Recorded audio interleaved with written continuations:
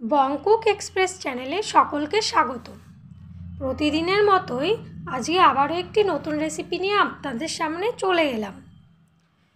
তো রেসিপিটি জানতে ভিডিওটি প্রথম থেকে শেষ পর্যন্ত দেখতে হবে। ভিডিও শুরুতেই আপনারা দেখলেন যে আমি পরিমাণ মতো মূলো নিয়ে সেগুলোর খোসা ছাড়িয়ে নিচ্ছি।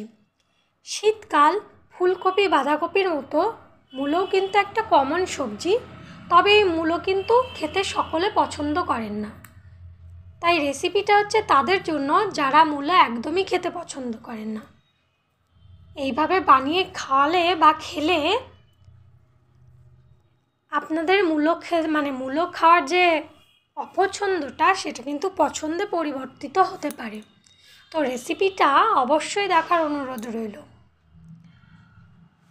তবে যারা গ্যাস, অ্যাসিডিটি ইত্যাদি সমস্যায় বা অন্য কোনো সমস্যায় ভুগছেন তারা কিন্তু মূলো অ্যাভয়েডই করবেন, কারণ এতে করে সমস্যা হতে পারে বলে আমার ব্যক্তিগতভাবে বলে মনে হচ্ছে, তাই আমি বলে দিলাম। আপনারা অবশ্যই ডাক্তারের পরামর্শ নিয়ে চলবেন। তো মূলোগুলো দেখলেন আমি খোসা ছাড়িয়ে নিচ্ছি। এগুলো লাল মূলো। এখন তো লাল আর সাদা দুই ধরনের মূলোই পাওয়া যায়। তো এটা লাল মূলো। এই মূলোতে কিন্তু কিছুটা পরিমাণ গন্ধ থাকে, সাদা মূলোতে একদমই গন্ধ থাকে না। তবে আমি যেভাবে রেসিপিটা দেখাতে চলেছি তার সেইভাবে বানালে কিন্তু কোনো রকম গন্ধ থাকবে না, কেউ বুঝতেই পারবে না যে এইটা মূলো রেসিপি, মানে মূলো দিয়ে তৈরি করা আর কি। তো মূলোগুলো কেটে ধুয়ে নিয়েছি। ধুয়ে নেওয়ার পরে এইভাবে গ্রেটার দিয়ে গ্রেট করে দিচ্ছি। গ্রেটার দিয়ে গ্রেট করে নিতে অসুবিধা থাকলে মিক্সিতে পেস্ট করে নিতে পারেন, অথবা একদম মিহি করে কুচিয়ে নিতে পারেন। আপনাদের যেরকম সুবিধা সেরকমভাবে করতে পারেন। এইভাবে করলে একটু সুবিধা হবে। আর ওগুলো তো সেরকম একটা অসুবিধা হবে না যদিও, তবে ওই পেস্ট করলে একটু জলটা বেশি হয়ে যাবে, আর ওইভাবে কাটলে একদমই জল থাকবে না, শুকনো শুকনো হয়ে যাবে। তো যাই হোক, এইভাবে তো গ্রেট করে নেওয়া হয়ে গেল। এরপর পরিমাণ মতো লবণ, স্বাদ মতো চিনি এবং একটু কালো জিরে দিয়ে দিলাম। এগুলো দিয়ে দেওয়ার পরে পরিমাণ মতো ময়দা এতে অ্যাড করলাম।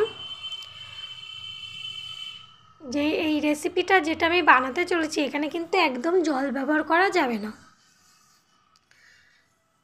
তো মূলোর থেকে তো এমনি জল থাকবে মূলোতে, এই ময়দার সাথে মাখলে আর কোনো রকমই জলের দরকার হবে না। এই যে একটু মাখতে মাখতে আবারও একটু ময়দা আমাকে এখানে অ্যাড করতে হয়েছে। তো আপনারাও তাই করবেন, মাখতে মাখতে যদি মনে হয় ময়দা দিতে হবে তখন ময়দাটা দিয়ে দেবেন। ময়দা দিয়ে এই মূলোটা খুব ভালোভাবে মেখে নিতে হবে। ওই যেরকম আমরা রুটি বা লুচি বা পরোটা বানাই ঠিক সেই মতো বানিয়ে নিতে হবে, মানে মেখে নিতে হবে।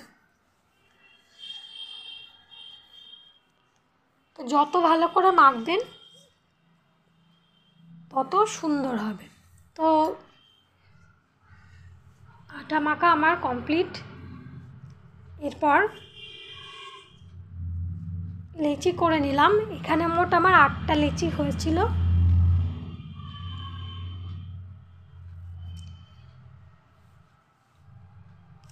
তো লেচি কাটা তো কমপ্লিট। এবার ময়দা দিয়ে বেলে নেব। এখানে ময়দাটা আমার একটু বেশি লেগেছে, কারণ আমি সেরকম রুটি লুচি অতটা বেলতে পারি না বা অতটা হয় না, সেই জন্য একটু ময়দাটা একটু বেশি দিয়েই বেলছি, যাতে করে বেলতে পারি ভালো করে। আপনারা এর চেয়ে কম ময়দা ব্যবহার করবেন। আর যদি আমার মতো এরকম বেলতে না পারেন তখন এইরকমভাবেই করবেন। একটু ময়দা এইগুলো বেলে নিয়ে আর ময়দাটা একটু হাত দিয়ে এইভাবে ঝেড়ে ঝেড়ে ফেলে দেবেন, তাহলে দেখবেন আর এর সাথে অতটাও বেশি এঁটে থাকছে না, ময়দার গুঁড়োগুলো লেগেও থাকবে না। সরি। তো এর পরেরটাও এইভাবে বেলে নিচ্ছি।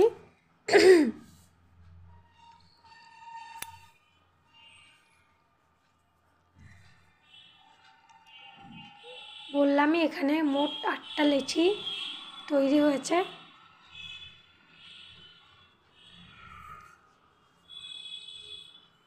এখানে কিন্তু বেলাটা একদম সহজ, ময়দা দিয়ে বেললে একদম সহজেই বেলা যাচ্ছিল, কোনো অসুবিধা হচ্ছিল না।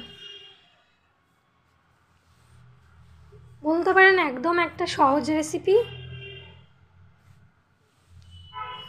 তো একটু বানিয়ে দেখানোর চেষ্টা করছি।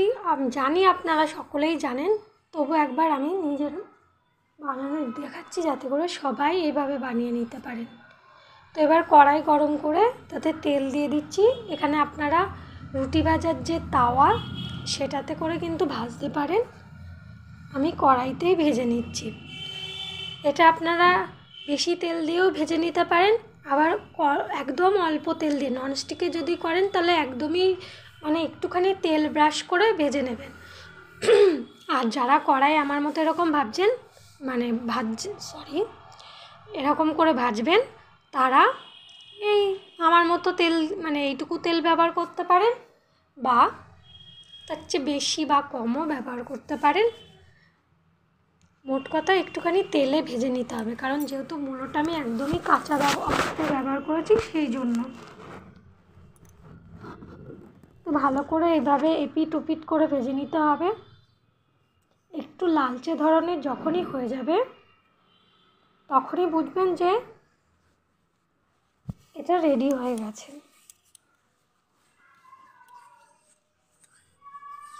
তো দেখুন, মনে হচ্ছে কি এটা কোনো মূলো দিয়ে তৈরি?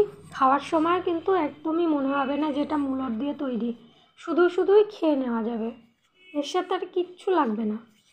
তো রাত্রেবেলা যখন রুটি বা সকালবেলা যখন রুটি তৈরি করেন তখন কিন্তু এই রেসিপিটা আপনারা বানিয়ে নিতে পারেন, সাথে আর কোনো তরকারি নেওয়ারই প্রয়োজন হবে না। তো একটা তো দেখলেন আমি বানিয়ে তুলে নিলাম, আর একটাও দিয়ে দিলাম। ওইটুকু তেলেই কিন্তু পরেরটা হচ্ছে, আমি কিন্তু আর কোনো তেল ব্যবহার করিনি। তো ওইটুকু তেলেই মোট দুটো কিন্তু পরোটা ভাজা হয়ে যাচ্ছে। একবার কিন্তু এইভাবে আপনারা বানাতে পারেন,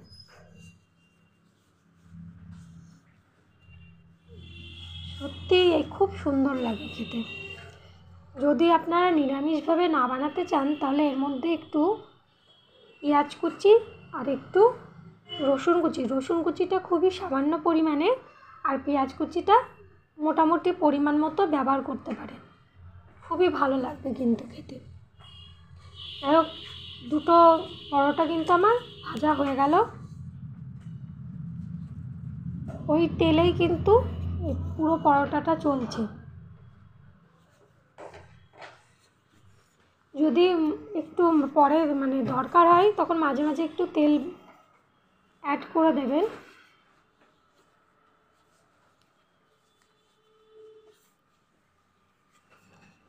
পরোটাটা এদিক ওদিক ভালো করে ভেজে নিতে হবে, তাহলে কিন্তু একদম ক্রিস্পি লাগবে, খেতেও খুব সুন্দর হবে।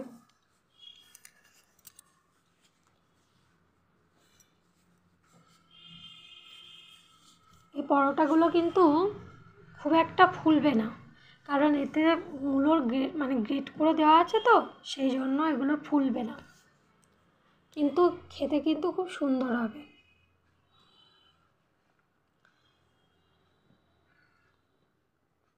তো পরোটা তো অনেক ধরনেরই খেয়েছেন, এই পরোটাটাও মানে এইরকমভাবে বানিয়েও আপনারা অবশ্যই খেয়ে দেখতে পারেন।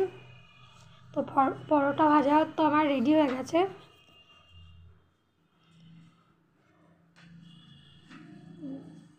এই যে এইভাবে গরম গরম পরোটা কিন্তু খুবই ভালো লাগবে।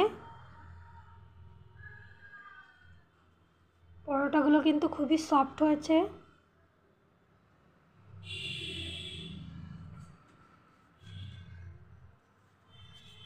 তো আজকের রেসিপিটি আপনাদের কেমন লাগলো অবশ্যই কমেন্ট করে জানাবেন। যদি ভালো লাগে তবেই লাইক, শেয়ার এবং চ্যানেলটি সাবস্ক্রাইব করবেন। চ্যানেলটি সাবস্ক্রাইব করে পাশে থাকা বেল আইকনটি প্রেস করে দেবেন এবং অল নোটিফিকেশনটাও অন করে রাখবেন। তাহলে যখন আমি ভিডিও আপলোড করব তখনই আপনাদের সামনে পৌঁছে যাবে এই ভিডিওটি, নতুন ভিডিওটি।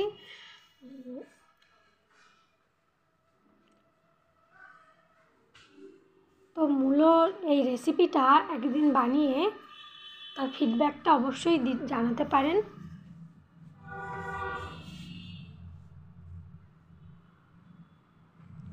তো আমার তো খুবই ভালো লেগেছে। আজকের মতো এই পর্যন্তই। সবাই ভালো থাকবেন। ধন্যবাদ।